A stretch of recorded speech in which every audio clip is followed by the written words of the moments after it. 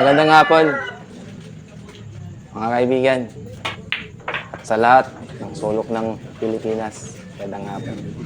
Kwento ko lang sa inyo yung buhay ng isang bilyarista. Minsan pag napalaban ka, kahit iniwanan ka na ng ilang milya, hindi ka nagpatinag. Hindi lang natuwa yung Germany mo, pati yung ibang nakapusta, natuwa din.